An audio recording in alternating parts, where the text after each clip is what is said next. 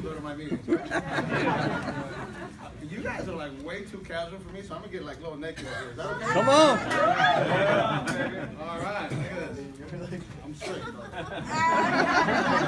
Nothing wrong with that. That's what they all say. Chirper in the room, huh? All right, good afternoon. How are you guys? Terrific. All right, well, good to be here. I'm excited to talk to you guys. You guys have a good dinner? Oh yeah. All right, awesome. So let's get into a little bit. From what I understand, I think I have. We don't have a time frame here. I think we can go for a good time, right? Let's go for maybe an hour, hour and a half, or so, whatever. Until what's that? Okay, a couple hours. We can do a couple hours. And then let's also let's already let me pre-frame what we're going to do here. Let's sort of take it in compartments. One, we're going to go over recruiting and you building a business. Is that a deal? So very good. The concept of recruiting and then you building a business. We're going to get into that. We're going to talk about all the rewards, all the benefits that come from you recruiting and building a business. We're going to talk about some fundamentals, and then we're going to finish up, maybe with good 15, 20 minutes of a solid question and answer, so therefore I could really address any challenges, any concerns, products, company, what about when they say this, what do I say? So we're going to role play a lot of objection handling, and just any clarification you have. By the way, there's no dumb questions. I'm here to help you. And with my 16 years now that I've been in WFG, hopefully I can say something to clear things up for you, so therefore you can get clear about what you need to do to move your business forward. Is that a deal? So you do it that way? Yeah. Beautiful. I'm going to lose my tie too. You guys don't mind? Come on. I'm starting to take off more stuff. Let's see the guns. There we go. Okay. What kind of party is this? All right. It's a happening party. That's the case. All right. So topic number one, recruiting. Everybody in for that, by the way? Yeah. Yes. All right. So that you know, we are in a recruiting business. And for that matter, every business is in a recruiting business. You may not understand that yet, but I'm going to make a case why every single organization out there that intends to be in business long term is in a recruiting business. So let's go there for a little bit, because I want your mind to comprehend the concept of growth. Recruiting means growth. If you don't recruit, you die. Y'all with me on that? Yes. All right, so let's put that to the test a little bit here. Let's talk about organizations out there. So let's talk about, I don't know, how many of you guys are believers in God? Okay, you believe it. So you belong to a Christian church, Mormon church, Catholic church, Jehovah's Witness, whatever, Christianity, whatever religion you are. Isn't your church always recruiting new members? Yes. Really? So your church is in a recruiting deal. You don't have a problem with that. I go to Catholic church. I was raised, born, practiced. I'm a Catholic. The day I die, I'm going to be a Catholic. And yet, our priests, and at the service, are always talking about, hey, bring the people that are not close to Christ and the people who aren't blessed spiritually, bring them so they can hear the soothing of our words, and therefore we can make you a better person. So if you're a Catholic church, if you're a Christian church, if you're Jehovah's Witness, if you're Mormons, if you're Christ of Scientology, or whatever they call it, they're recruiting. So all faiths are recruiting based. Clear? Yes. Yes. You guys with me on that? Yes. Okay, so let's look at that. Now, is there a force out there that protects our country? Military. What's it called? Military. The military. Question for you, smart people. Does the military recruit? Just every day. Every single day of the calendar year, the Army, the Navy, the Coast Guard, the Marines are recruiting new soldiers. Why do they recruit new soldiers? Well, here's what happens. If you don't put in new soldiers into the force, there'll be some that just die with time. There'll be some that age and no longer practice it. And there'll be some that just withdraw and quit the military. And before you know it, here we have this massive force called the military. And if they don't put new blood to sustain it or at least grow it, they shrink, they shrink, they shrink, they shrink. At one point, we have no military. So if the military doesn't recruit, they die. Everybody with me on that? Yeah. Okay. World Financial Group, Transamerica. If we don't recruit, we will die. There will be no more clients to be served. There will be no more offices. We can't pay the leases. No one's here to fill up these chairs. So if we don't continuously recruit people, this doesn't work. Albertsons, Vons, Ralph's, all of them recruit. Chuck E. Cheese recruits. Right? Let's take it a little bit further. What's your last name? Everybody just put that in your name. What's your last name? If people with your last name don't continue to have a certain kind of activity and reproduce new babies, your last name will go to unforgotten, and then that last name will die. I got a grandfather named Nicolás Haro, had a dad, my dad is Jesus Haro, had Guillermo Haro, and now have Valentino Haro. If Valentino Haro at one point in his life doesn't create a certain kind of activity and reproduce another little Haro, our last name will die. That's called recruiting.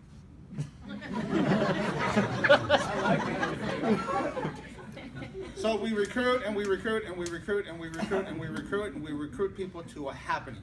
We are going to recruit you here to change your life. Guillermo Haro got recruited to a World Financial Group business, a Trans-America business, and I was taught that concept because no one is born a natural recruiter. When you went to high school, they don't teach you to recruit. Your family doesn't teach you to recruit. Churches a little bit, but most people sort of don't look at themselves as a recruiter. But in a business sense, if you recruit and you understand the science of it, and you put some effort behind it, and you do it systematic, and you do it plentiful, then the recruiting aspect of our business will make you wealthy. Are you interested in that word? Yes. Is there anybody here who doesn't want more money? Hello? Everybody wants more money? Yes. Now raise your hand if you do want more money. Okay? Typically, the higher you raise it, the faster it comes to you. All right, so here, no money? No. Oh, there we go. All right, everybody. I thought he was on strike. Can I raise both? Okay, there we go.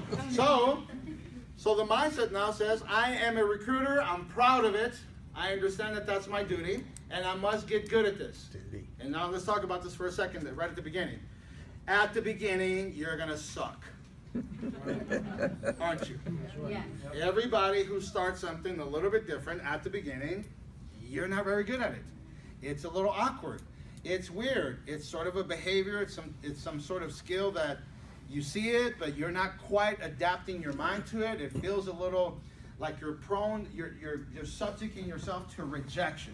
Because recruiting, there is an element of rejection. If you're a Navy recruiter, every young man from high school that comes into your office doesn't necessarily sign up to be part of the Navy or the Marines or the Army or whoever you're talking about. There will be some that says, no, I think I want to go to medical school. I think I want to follow my mission at my church. So the recruiter for the military understands that he's got to enroll people to come meet with him. He explains to them the benefits. Some of them do, some of them don't, and you roll on, and we still have the most powerful military in the world. You guys all with me? Yes. So you've got to be mature enough. You got to understand that that's exactly how it's going to work. We enroll people. Let's talk about enrolling the people. We invite them to our meetings. They come, they check out our environment. You guys got a first-class office. I mean, I've been to a lot of WFG offices. Man, you guys kick butt with your West LA office. This office is top-notch. I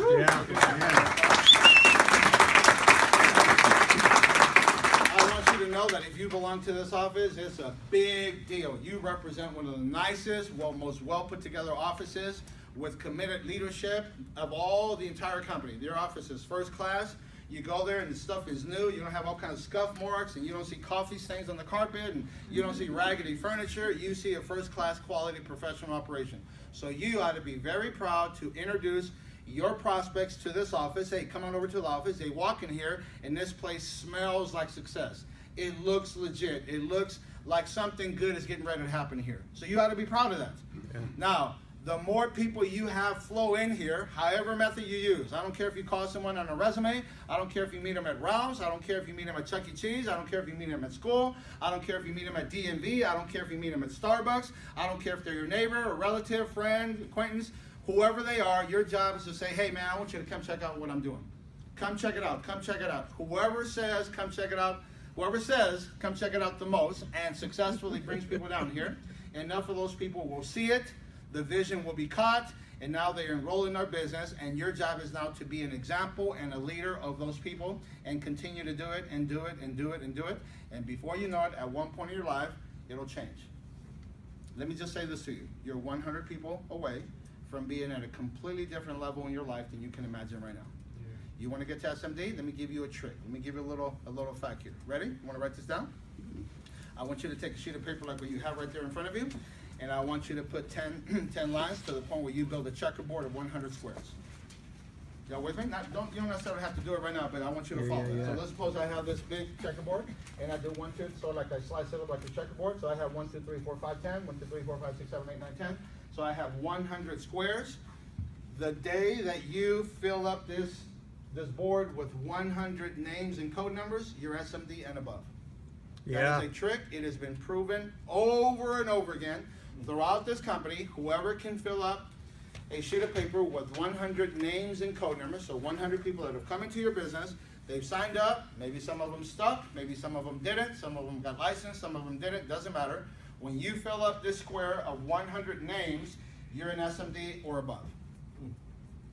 Try it. Matter of fact, fill it all up to see if you're not SMD or way above. Here's what you notice, right around 60, 70, boom, all of a sudden it pops. So you are numbers away from becoming an SMD. And let's talk about the importance of you being an SMD. Well, SMD stands for Senior Marketing Director. Senior Marketing Director is a prestigious position in our company. I know that sounds a little cliche, we say it in our meetings, but we want you to know that that is legit, that's exactly how it works. Let's talk about all the benefits that come with an SMD position. One, you're a broker. You're a bona fide broker in American business. You now have ownership of your business, so that means one day you can sell your business back to the highest bidder. You can do that if you choose to. I started 16 years ago. I have a code number like you have a code number. I don't know, what do you think my code number is worth now? At one point it was worth nothing. What's it worth today? Wow. Let's just put it this way. If they say, okay, dude, we'll give you $10 million for your code number, I wouldn't sell it. So I started just like you, went to my first meeting, filled out my paperwork, started my licensing, failed my test, took it again, kind of failed it again, goofed around with it, and then finally, I go to the testing center, and the lady, I've been out there 3, 4, 5 times, and I go to the testing center, the lady see me coming in and say, oh my God, you again? And I'm like, yes, it's me. So I'm determined to pass this friggin' test. I don't care how long it takes me. So on my second time, I passed my life license. On my third time, I passed my Series 63. On my fourth time, I passed my Series 6. And on my fifth time, I passed my Series 26. I know that's a lot of sixes for you. But I was determined to pass the friggin' test. And when I passed my test, the day I passed my test, I walked out of the testing center. I looked up to the heavens. I said, Lord, you have no idea what just happened. You just put an animal out on the street. I'm going to kill it. This thing is going to be awesome. And I kid you not, from that day forward, 60 months later, 60 months is 5 years. 60 months later, I'm making over $1 million a year. Wow. So I went from 0, no license, to 5 years later, almost like a car loan. 5 years. I have a car loan. 5 years later, I was paid that year $1,068,000. And here's my resume. High school, and then went to PCC, Pasadena City College, for summer school. And then I enrolled at East Los Angeles College in Monterey Park for about 3.5 months, played basketball there. And then just found out it's like I was in class, because you're supposed to have your academics in class and all that, and you couldn't play basketball unless you go to class, and I enrolled in all these classes. They put me in philosophy. You ever been in philosophy class? You're freaking crazy. If you're not crazy, they'll make you crazy. So I was in philosophy class, and I got this weird old freaking professor supposedly teaching me, and then part of his lesson was like, is there a God? Is this for real? Is this a dream? Are we just floating through life? What the hell, dude? I want you to teach me how to make money. And you're teaching me all this weird old crap. I don't know about that stuff. And I can tell you, I was in class hungry. And I'm hungry, my stomach is hungry, I don't have any food. And I didn't have $5 to buy a sandwich at the cafeteria, little snack stand. Wow. So this guy's teaching me about, is there a God, is this a dream, blah, blah. He's teaching me that crap, and I'm hungry, and I don't have $5 on my way, and something's wrong here. So needless to say, I dropped out of school, went and got a job like everybody else, and worked and worked and worked. And eventually, one day, I got that phone call like you. You got a phone call from someone, says, hey, dude, come check it out. I got a phone call from a guy named Jimmy Reyes. Jimmy Reyes was a guy that used to work at a collection agency. I was in real estate and mortgages back then. And Jimmy Reyes was like this collection manager. He worked at a company called PMS, ladies, no offense. Progressive Management Systems, just in case you know. That's the name of it. So Progressive Management System was the name of the company. And so then I called up, I called up this company, Progressive Management Systems. I showed up on a credit report of one of my clients because I was doing real estate and mortgages. And if you understand the lending business, you cannot successfully complete a transaction until you clean up the credit. You guys are from until the collection accounts are paid. So I called up the company, and I happened to talk to a guy named Jimmy Reyes. I went down and met with him. He was in Monterey Park. I was actually in El Monte at that time. So I met with them, and then 3 months later, I had to meet with them again because another client had another PMS. So I had to go down and see Jimmy once again. And then about 2 weeks after that second client, I picked up the phone at my office, my little mortgage office right there on Valley Boulevard in El Monte, across the street from the courthouse. So I'm there in my little office. I got my little files. My office was, I don't know, maybe the size of the stage. So here I am blowing and going. I'm a one-man band, you know, 1 times 1 equals 1. So one guy closing one deal, getting one check, one time, that's it. So I was in that method, thinking I was going to be successful, thinking I was going to make money that way.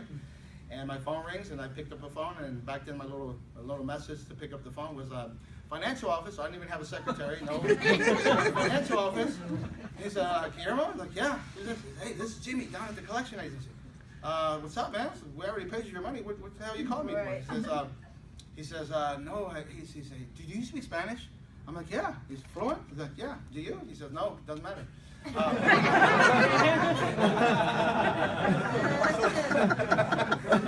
So then he said, hey, listen, I met you a little bit, and you're an impressive guy. Do you want to make it big in life? I'm like, well, yeah, of course. Who doesn't? He says, listen, there's this company. I want to share this company with you.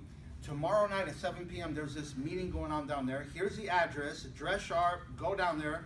I'm at work right now. I can't really talk to you anymore, but I'll see you tomorrow there at the meeting. It's going to be awesome. It's going to blow you away. So I'm writing down the address real quick, like, okay. And he rushed me off the phone. I couldn't call him back because back then he didn't have a cell phone, neither did I. And then he was at work, so you know how you can't call people at work, so I couldn't do that. So then I just kept replaying that conversation over and over in my mind. And Tuesday night pops up, and I show up at 18780 Amar Road in Walnut, California, and that night I shook hands with Ed Milet. From that day forward, a couple years after that, I was licensed, and then a couple years after that, or 5 years after that, I was a multimillionaire, and this company changed my life forever. Yeah. I'm here to tell you guys a couple things here. One, if you're in here right now, you have no idea what kind of opportunity you have that you shouldn't blow it. If you haven't been really serious, let me recommend something to you, brother, sister. Get serious. Get committed to this. You will be, arguably, the wealthiest person in your family. I know some of you guys got, rich Uncle Bob who's a developer. I get it. But I typically would have, oh, no, we got a, rich deal. By the way, I thought my uncle was rich too because he had a new pickup truck. Mexicans want my Uncle Cheo had a new pickup truck, and we were like so impressed by his new pickup truck because it was shiny and had big rims. So we're all fired up over that. But come to find out, I started making millions of dollars in this business. Now I'm the wealthiest guy in my entire family, bar none. My house is better than theirs. I have more money saved. I have no debt. My life is now under my control, and every single morning I wake up and the day is mine. I own my time. Versus everybody else, their boss owns their time. Wow. Traffic owns their time. The criteria at their job owns their time. They don't have total freedom. And the beauty of this business, if you get this recruiting business going, if you can build a team like this right here, I don't know if you have, 40, 50, 60 people here. If you can build a team like this right here pays several hundreds of thousands of dollars. You build a team of 50 people that are all licensed, that can go out there and serve the consumer, then you're looking at an income of 250, 400, 300, 800, whatever size market you have, but there's hundreds of thousands of dollars to be made by assembling a team of a few dozen people. Is it easy? Hello? No. Is it hard? No. No. Is it simple? Yes. That's what it is. So here's easy, and here's hard, and it's neither. It's actually pretty simple. But let me explain to you why it's simple. It's simple because it requires consistency. And let's talk about the word consistency. Everything that's successful has constant and consistent effort. If you're an athlete, if you're a politician, if you're a teacher, whoever you are, you must be committed to the act. You must be consistent with your efforts. And the word consistency is what all the winners have in common. You got to be a consistent performer. That means you show up. That means you pay the price. And consistent with your attitude. You can't have a piss poor attitude one day, and then you have a smile the next, and then back and forth. You got to be committed to a positive mental attitude all the time, to the point where it's a pleasure to see you and people like being around you. For some of us in the room here, including myself, at one point I had a sort of a challenge because my personality is a little bit too direct, too brash, or too eager. I just speak my mind too much. Well, you got to learn how to tone that down in order for you to serve the masses. There you go. And then I've grown to be, the whole emotional intelligence to the point where now you got to rise above just the way you see it for you. You just can't see it for you. You got to see it for the masses. You got to be able to encompass everybody in your business, so therefore you attract more people. We are in the volumes of people business. Yeah. The bigger your team, the bigger your income. You all with me on that? Yeah. Yes. The bigger your team, the bigger your income. And by the way, commit to now building a team and recruit and recruit and recruit. And now that we're on the recruiting phase, by the way, are we all in for recruiting, whatever? Yeah. Are we? Yeah. If you had another 10 people on your team, do you think you would look at this business differently? Just picture right now, however many people you had. If you had another 10 that were showing up to meetings, that were licensed, that you were overriding, would you have a different view of recruiting? Yes. Would you? Yes. Talk to me like you mean it. Yes? Yes. Okay, so then let's go there. Now, you could be a recruiter and you recruit people and somehow it still doesn't go the way you want it to. So let me help you with your mentality. There are people who recruit to recruit, but then there are people who recruit to build. Y'all with me there? Yes. Very similar activities, two different outcomes. Yeah. They're very similar activities, but they're two different outcomes. So you ought to be looking to recruit with the intention of building. What is the difference between a recruiter and a builder? So here's the deal. A recruiter just invites people down to the office, introduces a business, gets them a code number, and they think that that's it, that they've accomplished something. No, that's just the beginning. What you ought to do is the minute you recruit someone, so let's suppose, what's your name, brother? Oscar. So let's suppose I recruit Oscar. The first thing I need to do, Oscar, let me ask you a couple of questions. Are you married? Yes. Okay. Do you have a best friend? Yes. Do you have a brother or sister that you trust, you have a pretty good relationship Yes, I with? do. Oscar, I want you and I to schedule some time to go see your spouse, to go see your brother or your sister, and to go see your best friend. You with me? Okay. Yes. So my job, by the way, that's what's called the hot market. There's a warm market, there's a cold market. Like calling people on a resume, that's cold. Because that's a stranger talking to a stranger. There's no relationship. They don't know you. You don't know them. There's no trust factor. Y'all with me? Yeah. Nothing wrong with that. Eventually you learn how to do that. But initially, why would you pass up on the hot market to now attempt to get good at the cold market? Does that make any sense? No. So all of you here, when you recruit someone, you work with their hot market. There's a reason it's hot. Boiling water is different than an ice cube.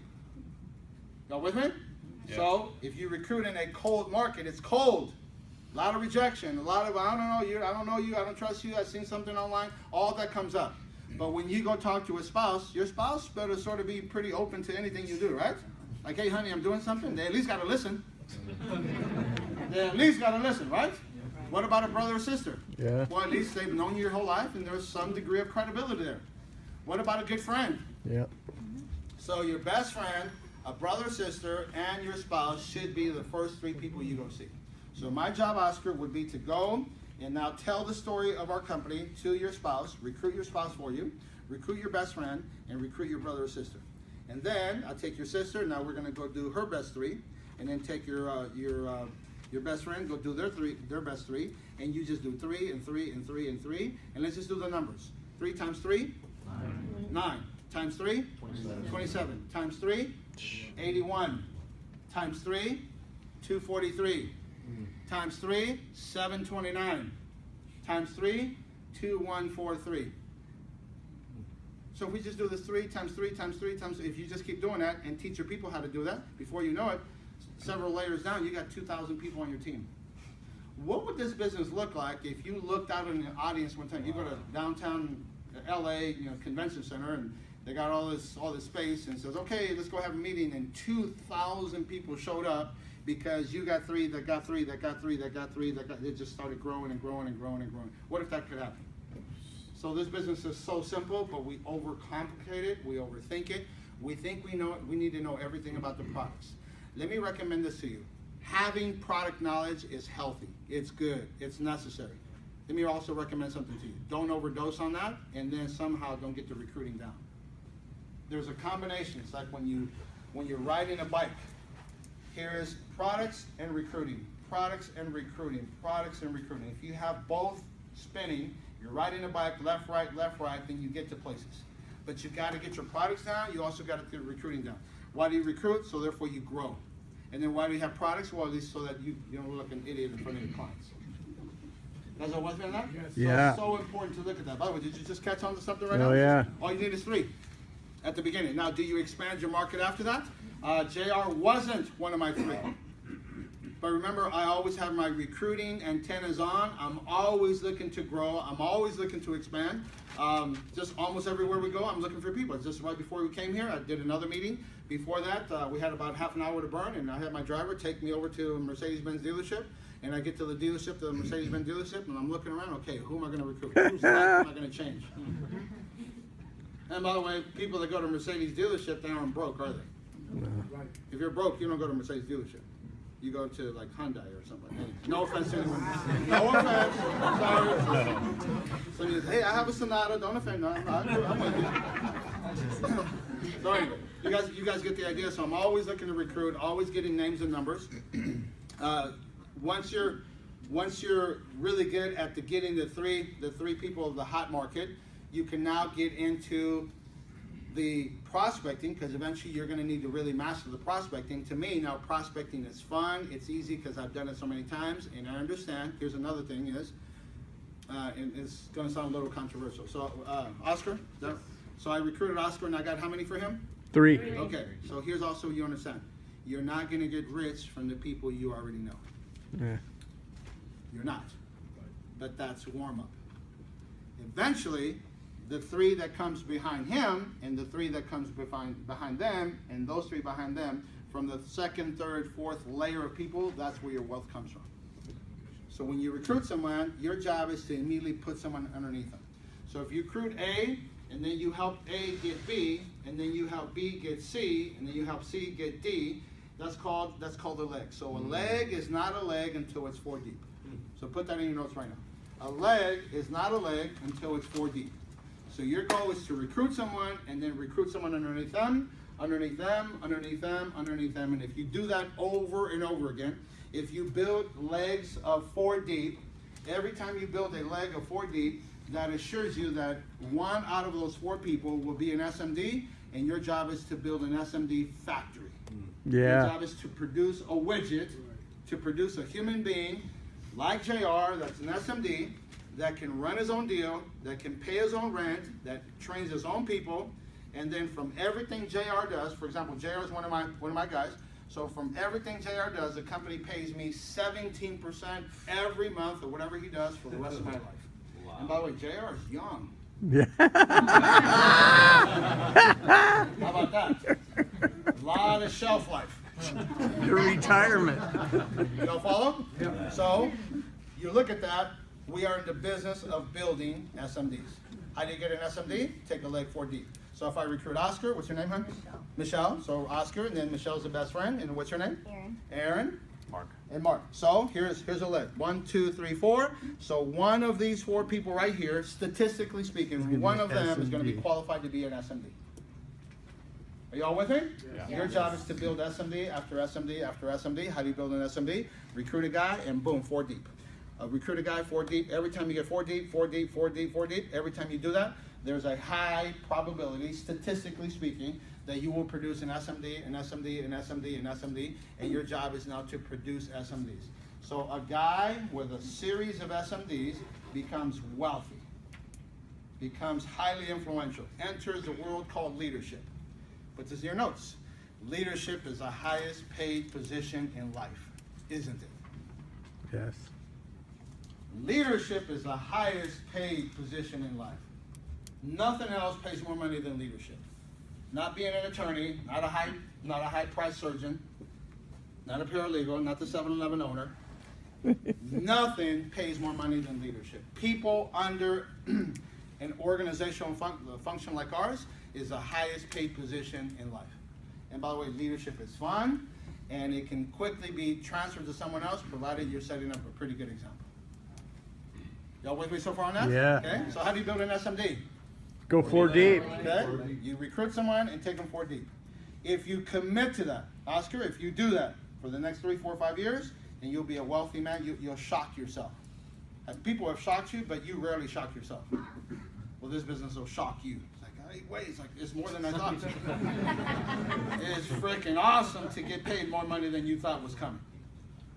It's incredible. It's a hell of a feeling. So anyway, so before I enter the next phase of that, let's debrief on that for a little bit. What did you learn on that? Any questions that you have on the topic we just said? Yes, sir. What's your name, brother? I'm Sam. Sam. There we go. So You can wanna you help me stand? understand? You wanna stand when you Yes, I speak would so love to stand. Everybody knows that you're Hey, talking. how are you all doing tonight? So my name is I Sam like it. Gilbert. I've just signed up. I'm taking my license on Thursday. But I'd like to Awesome. know, you say a leg is the way to go. Can you help me understand why not just signing up 4 people on your direct line is as profitable or an effective a strategy? I believe you. I'm just kind of curious. I need to understand the numbers. No, we'll stay right there. Just All right. Continue to stay. So what you just said is, because I want everybody to understand. Yeah. Let me recommend that all of you guys listen closely to everybody's questions, so therefore you learn from them. Always put your mind and absorb. Come to these meetings and walk out of here better, smarter, more informed, ready to attack more. You guys all with me on that? Yes. Don't let this stuff pass you by and it goes, or you're distracted, or you're on your phone and you don't pay attention to this, because this is really good stuff. Good stuff at meetings are called nuggets. Don't Yeah. ever miss them. Nuggets made me who I am. Not chicken nuggets, by the way, just nuggets. One little disclaimer there. All right, so Sam, right? Yeah. Your question initially is how, what again? Why is a leg, Mhm. the strategy of building a leg, more profitable, more effective than recruiting 4 people just underneath you? How does Or the people number- direct to you? Right. Okay, right. that's a pretty good question. Yeah. So, this is Guillermo Haro. I want to be wealthy. You want to be wealthy, Sam? Oh, absolutely. Okay, so if you want to be wealthy, you got to follow a proven method, a proven That's why track I'm record, here. right? So let's put, just so that you're out of your concern, okay? So let's suppose I recruit Oscar direct to me. Young lady, what's your name? Malia, direct to me. Yeah. Andrea, direct to me. Edwin, direct to me. So here's my 4 direct to me. By the way, that makes me look pretty good, right? I'm 4 wide. How many people underneath Oscar? 0? 9. Right. How many people underneath Malia? Andrea and Edwin, right? Did I say Edwin? Okay. 0. How many people underneath them? Nothing. Nobody.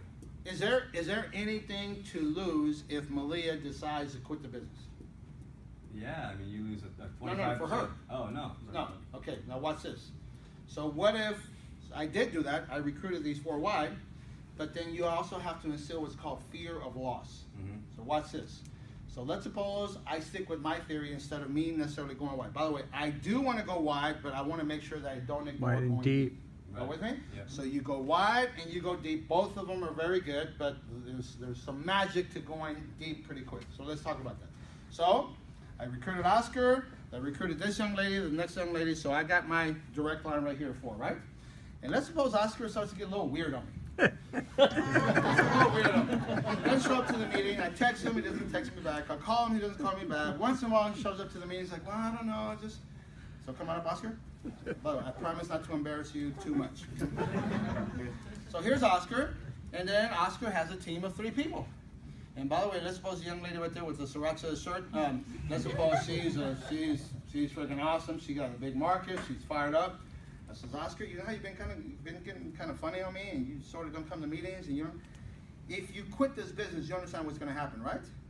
So you'll enter your life right back where you came from. You'll go right back to your job, making a 9 to 5. Remember the reasons you wanted to leave that is this business, but you decided now you want to go back over there. So you'll go re-enter your life over there. So that means you'll be out of the business, and you see those people that I help you build, the lady right here and the next lady and the young man right there. All of those people roll up to Big Daddy. So that means 2 years from now, I'm gonna take that team and I'm gonna blow it up. The one with the sriracha shirt, she's gonna be freaking awesome.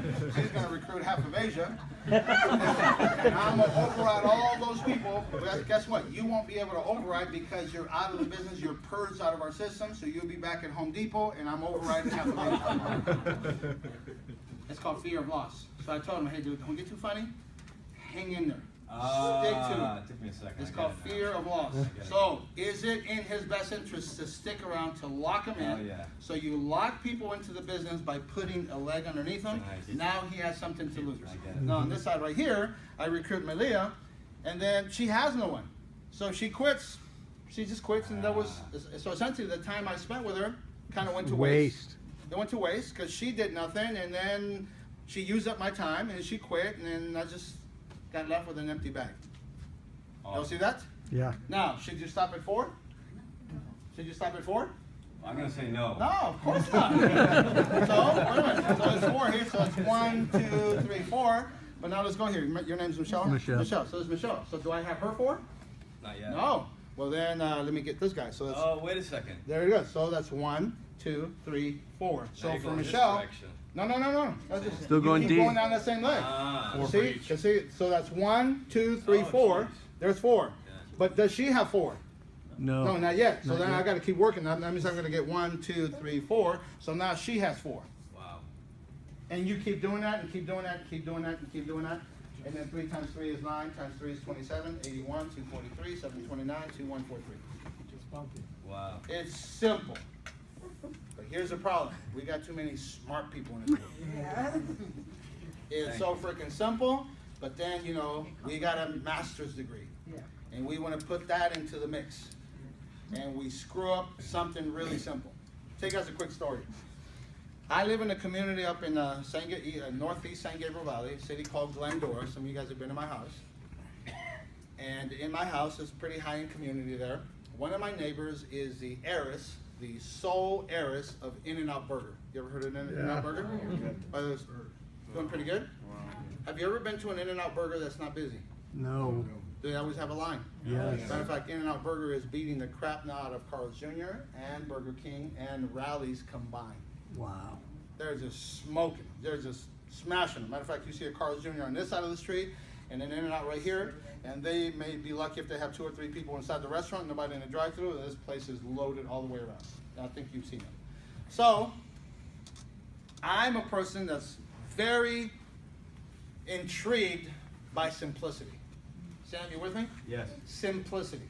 I like it. I love simplicity. I don't do well with complications, with complicated matters. I don't do well with technicalities. I'm a very simple kind of person. So, in that neighborhood, we started to kind of know each other a little bit, and then Lindsay's her name. Lindsay is my neighbor, so then she's married back then to a guy named Richard Martinez, which turned out to be one of my really good friends too. And Richard Martinez, one day before I really knew who he was running around. He was this, tell you a quick story, he's this guy from the hood who went and got a job at In-N-Out Burger, and then he kind of met her, and they started kind of flirting a little bit, and all of a sudden he marries into this freaking fortune called In-N-Out Burger. You talk about somebody freaking hitting the jackpot. That little flirting can go a long way. So Richard Martinez, raised in Baldwin Park, little hoodster guy from you know, one of the little breakdancing guys, and Tagger, and you know, all those, that kind of guy. So he got a job. So he gets a job at In-N-Out Burger, meets Lindsay there, because you know the family, the fortune was growing, and they ended up getting married. They have 2 kids. He's balling out of control. I mean, they got money to spit out of their ears, right? So, so that Richard was up in my neighborhood, and Richard is Richard. So he put on his little, you know, his little hoodie. And he's sort of like an athletic boxer guy, so we got this guy in a hoodie that I've never seen before in my neighborhood running around. And me and my wife drive up right here, it's like, who the hell is that? It's like, it looked like he just robbed a liquor store, right?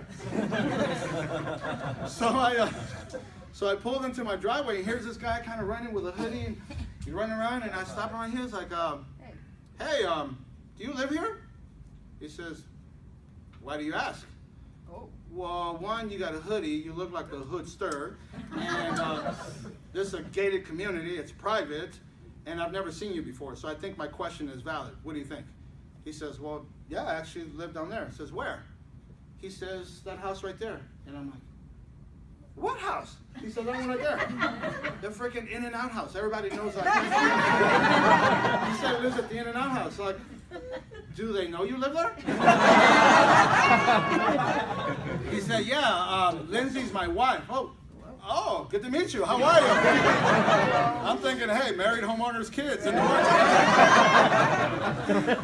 So I get to meet this guy all of a sudden, and we start talking and all that, and then he says, hey, well, let's get together and dinner. You know, obviously you're taught to build relationships. You always up your associations. You meet people who are bigger, stronger, richer, more out there than you, and you build relationships with these people. So here I am now building a relationship with Richard. He's married to Lindsay. They got this In-N-Out fortune. They got like, I don't know, 300 stores across the West, and then they got 200. They got plans for 200 more in Texas. I mean, It's a billionaire company. Matter of fact, she's one of the secret billionaires in America. I don't know if you guys ever saw the report.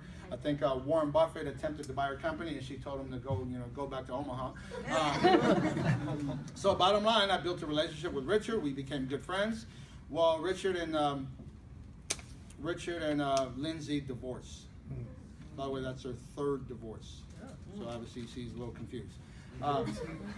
In the process, though, I got to meet him a little bit. I got to know them. We hung out. Remember I took you to Eden Garden? We went to Eden Garden. So we went to Eden Garden, a little Mediterranean place. We're there. And so I said, Lindsay, can I ask you just, I'm really curious, can I ask you like a business question? She says, oh, sure. She's actually really nice. I says, your family guy that started In-N-Out Burger like in 1940s, and then the family, one guy died and left it to the next one, and then the uncle, and then he died in a plane crash and left it to someone else, and eventually the whole fortune came down to Lindsay. Why is it that In-N-Out Burger is just so effective, so successful? And she says, well, that's a good question. She says, matter of fact, people ask us that all the time.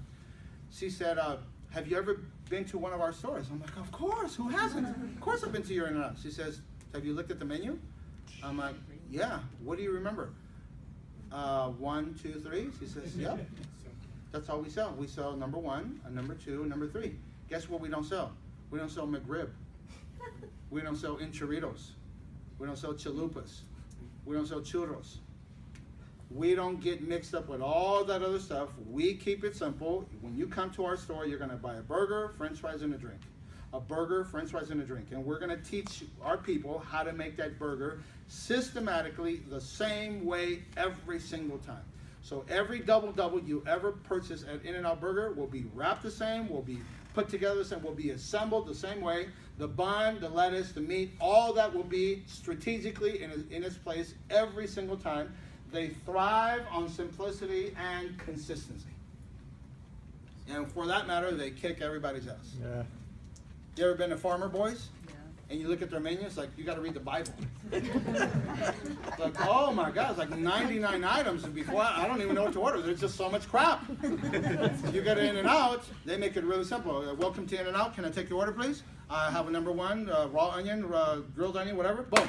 Get out the way, next. Get out the way, next. Get out the way. So the cash register and the credit card machine is just rolling all the way around. There's always traffic in the window, the drive-through, and they just got bags going on, and they're slapping 20, 30 patties on the grill, and they got a machine. Yeah. I really thought about this, like, man, what if WFG could be an In-N-Out-like model?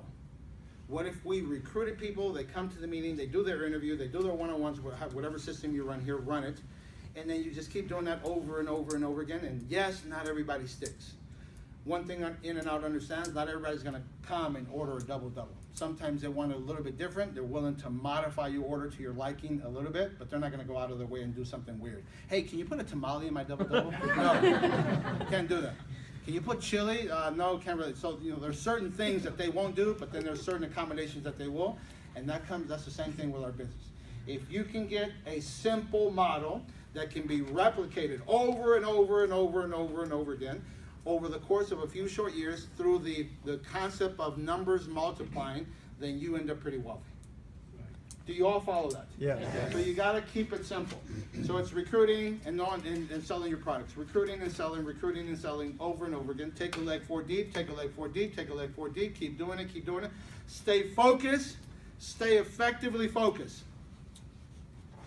Most people cannot stay effectively focused because distractions get you, family functions, all that. We get it. We're human beings. We all go through that.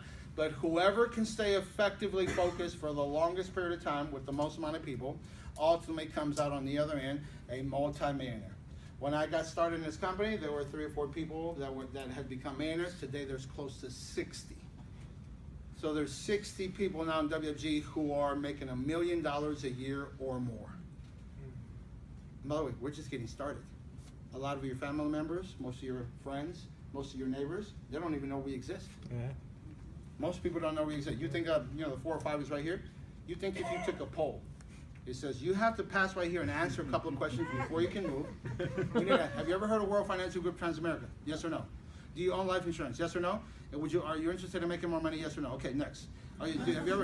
If you took a poll, do you think most people heard of WFG? No. Transamerica? No. No? Do most people have their financial picture the way they need it to be? No. Are most people up for making more money? Yes. So then that's your job. One, you've never heard of us. You don't have your financial situation the way you need it to be, and you are interested in making more money. We solve two problems. You solve two problems. One, the problem is that people feel that there's no more opportunities in America. We offer hope and opportunity. The two things we offer are hope and opportunity. We don't offer any guarantees, and we're not necessarily going to promise you anything. There's hope and opportunity. America was founded on the fact that people come here for opportunity, and there's always hope. Things can always get better, and we have an awesome country. People flock to this country from all places of the earth. So we offer hope and opportunity, only to find out most people feel that they don't have any hope, and they almost feel that opportunities are not out there, or it's not for them. Because most opportunities, John, can require tons of capital to get started. You're going to start your own little tech company or startup company or some startup company, you need tons of money. Well, in WFG, let's just be real. You need $100 for your AMA, and you need $200 for your licensing, just a life accident and health, and you're ready to roll. And if you can get your securities license down the road, then more power to you. But that's all you need. You need a few $100s, Sam, of your investment capital, brother, and you can take your income as high as you choose. So let me tell you my choice. My goal is I want to make $1 million a month. Yeah, man. Already 4 guys are doing it, and I look at those guys and I'm like, dang, crap, they can do that. I can't. You see a little Vietnamese guy named Swan Nguyen, no disrespect. If that jokester can do $1 million a month, this tall Mexican handsome dude, I'm for sure gonna be able to do that. There's no doubt about that. One, I'm gonna put in the time. I'm gonna put in the effort. I'm gonna continue to do my thing and continue to go wide and continue to go deep and wide and deep and wide and deep and do it and do it and do it and stay effectively focused. And in the process, I'm gonna have a blast. Yeah, man. In the process, enjoy it. In the process, fall in love with it. In the process, love people and tell them that you want the same for them. Your job here is to improve other people's lives. It feels awesome to say, because I got into this business, and then I was pretty good at it, and then I happened to walk into JR's mom and dad's house at one time to do some follow-up work with them, and here's JR there in the kitchen, kind of eavesdropping on the conversation, and eventually, that's what he was doing. He was kind of, you know. And I says, I told his dad's name is Rafael. He wants you to say it there. And Joanne, so I said, hey, tell your son, tell JR, that's his name, right? Yeah, tell him to come over here. Maybe we could talk. So he came over there, and before you know it, this friendship was forged. I invited him to the meeting, and JR will tell you that he sort of forfeited going to a wedding where you were supposed to be a best man. Oh, graduation. I'm sorry, the wedding would have been tough. So he was getting ready to go to a graduation. I said, hey, man, if you're serious about this, you got to come tomorrow, else you're going to miss it. And his dad and JR came to my office, saw the presentation, and that day we got going, and look what's happened. JR and Michelle's destiny for the next year and year and year of their life, they're only going to grow their fortune. And think about it, with a few $100s, you get to continuously grow your fortune. I'm not aware of any company where you can start with a few $100. Let's call it $300 or $400, and then years go by, and then your fortune just amasses and gets bigger and gets bigger and gets bigger and has no limits. I'm not aware of a company that you can do that. And then you own it. It's yours. One day you said, okay, I'm done. I sell it. My code number is 893BV. What would my code number go for now? It'd be millions and millions of dollars if I choose to sell it. That's a pretty cool situation. I'm sorry? I'm sorry, who would buy it? Somebody that sees the value. Is it in the organization? Sure. Typically happens like that? Typically, typically someone has that kind of money, and someone who has a job doesn't, so it wouldn't be them. Right. It's pretty safe to say, hey, I'm a manager at Jack in the Box, can I buy your phone number? That probably wouldn't be the case. So it'd be someone who's fully informed of it, someone who understands our model, someone who can, continue to receive the benefits accumulated in it already. So that's what would happen. So yeah, that's how that would work. So anyway, that was a long explanation for your question about four wide. Yeah. My answers are lengthy, right? Since we do have 2 hours here, is that right? So, Yeah. Okay, you guys learned something from that, by the way? Yeah. So let's take on everything I've said so far. Let's take some question and answer. Let's get you up to speed a little bit more, and then we'll move on to the next topic. And by the way, not everybody at once. Let's make this.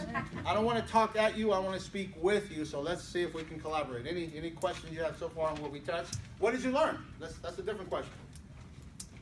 Yes, sir. Go ahead. You want to stand up, brother? I learned why internet is so successful now. I was going to answer that same question, so I learned that. Great nuggets. I got nuggets out of that. Okay, good. How long have you been in business with us? Coming up on a year now. Is that okay? Who recruited you? Mariano Fragmento. Okay, good man. And are you down in San Diego too? Yes, sir. Beautiful. All right, glad to have you, man. Hey, go build a team, man. Oh, You gotta blow up a team. Absolutely. By the way, that whole San Diego area is wide for the I taking. know.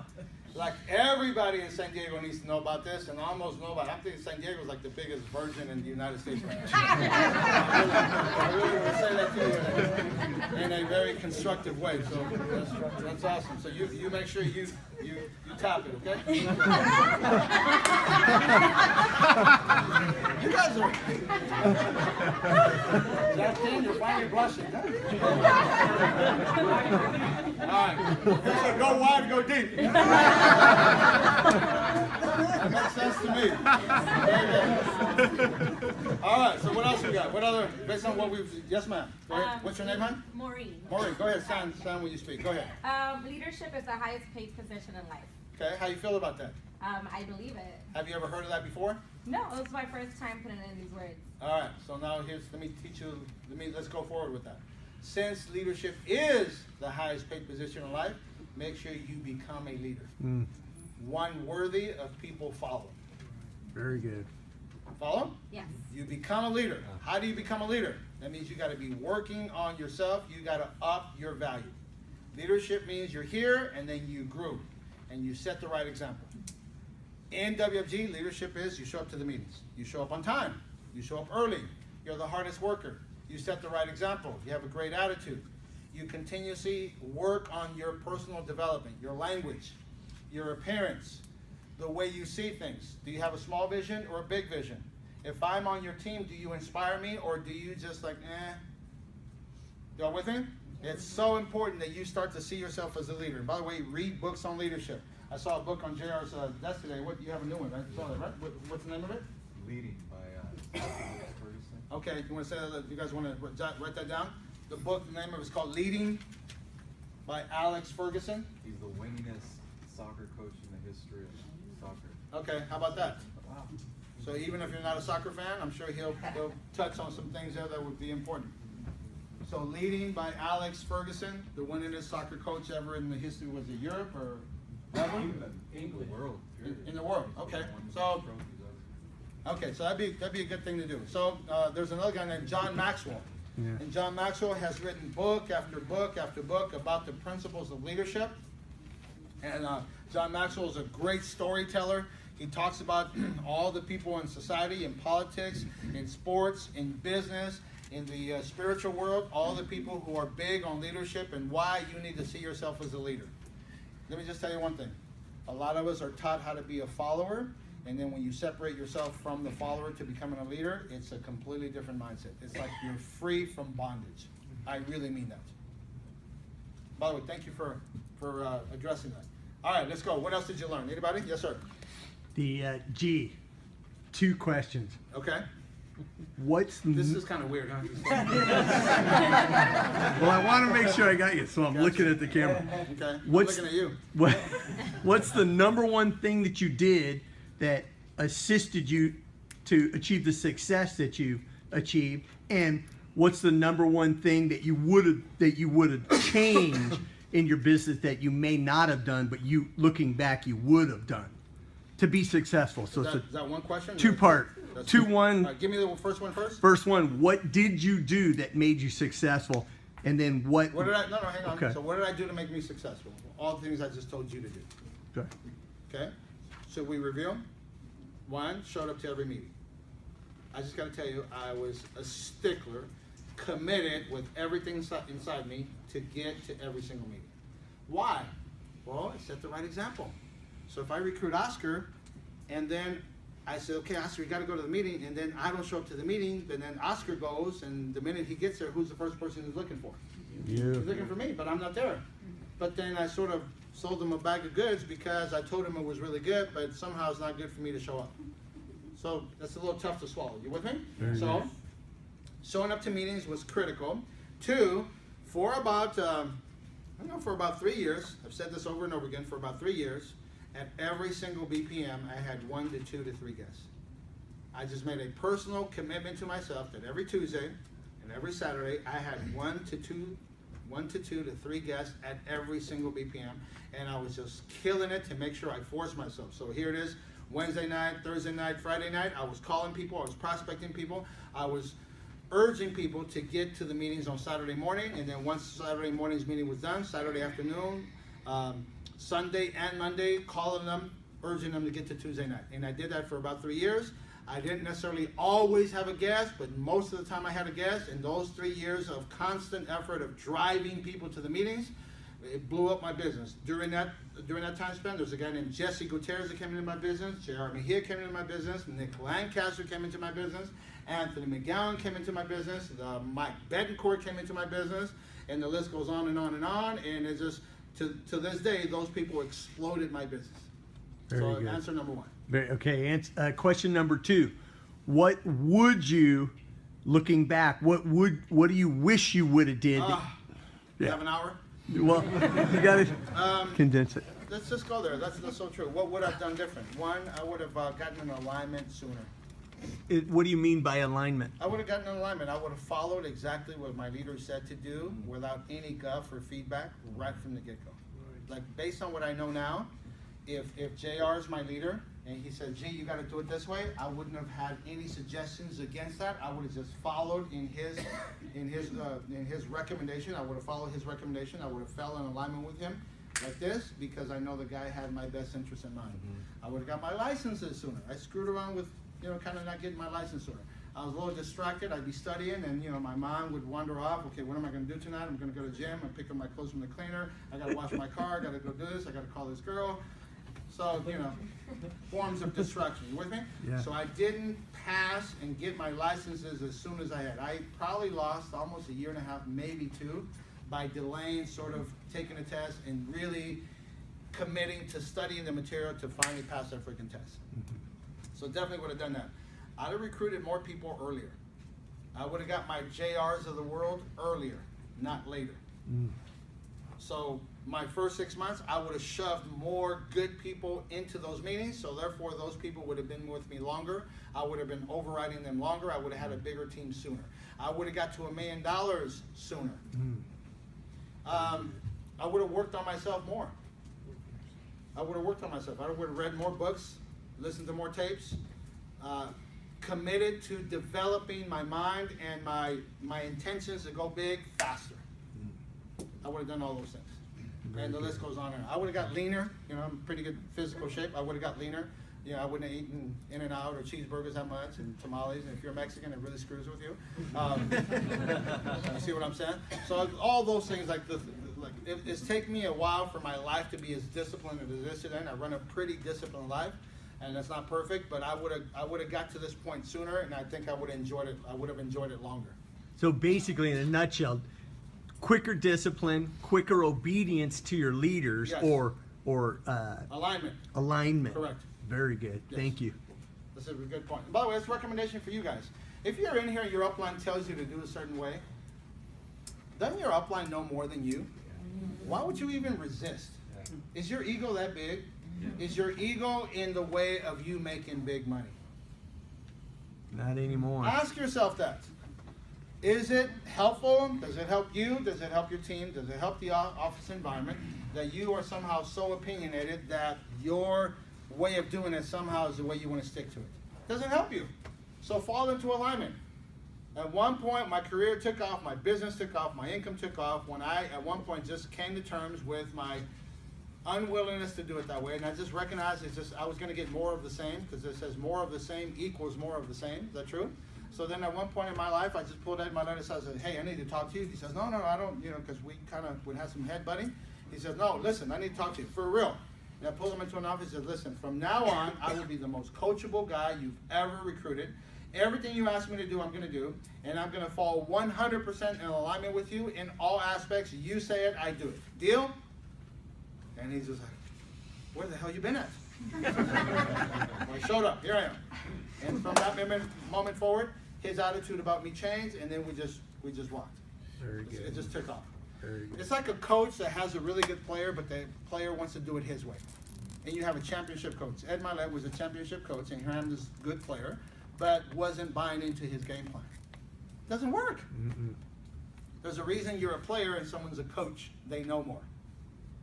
JR knows more than most of you in this business. Matter of fact, all of you, because he's been here longer. He sees it bigger. He's been, all the crap you're going to go through, he's already been through it. Yeah. And he can show you how to avoid it. At least most of it. Some of it you need to taste just because it builds character. Not tasting crap, but you know, re-explain. Just funny. You guys with me or not? Okay, Yeah, what man. else? Listen, I'm liking this whole thing. Let's go with a few more. Eric, what do you got?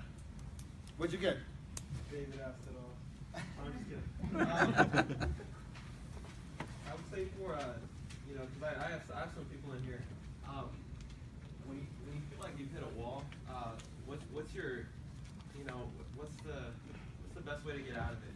You know, When you hit a wall? to spark So that like a momentum. slump? Yeah, aside from, you know, going wide, what's some things maybe working on yourself, some things you do? You said aside from? No, that's it. There's no aside from, that's it. When you hit a wall, that means you stop recruiting, Wow. right? Why'd you hit a wall? Because you stopped doing things you're supposed to. Remember, there is no slump, there is no wall, there's nothing to hold you back if you continue to do that. So you have a daily commitment that you go prospect and recruit every single day. You prospect and recruit. I am a headhunter for new talent in my business on a daily basis. Eric, you with me on that? Yeah, I'm a man. headhunter for new talent in my business on a daily basis. If today someone can be on my business, should I delay? No. No. And matter of fact, if you're thinking about moving forward, if you're thinking about the advancement of your business, then you're not thinking about processing the thoughts of your slump and hitting the wall and being negative and all of a sudden my numbers are down and that kind of stuff. So if you're busy, if you're constantly moving forward, you don't have time to be depressed, you don't have time to be down, you don't have time to process the inefficiencies you feel you have. Stay fired up all the time. Stay fired up all the time, aggressively attacking the very thing you need to get. What do you need to get? More directs. Wow. Get a direct, go 4 deep. Keep going what? Direct, 4 deep. Direct, 4 deep, direct, 4 deep. Keep doing it, keep doing it, keep doing it. It's awesome. You'll never be back to this whole thought about, I'm a little depressed or things are down, I hit the wall, I'm in this slump.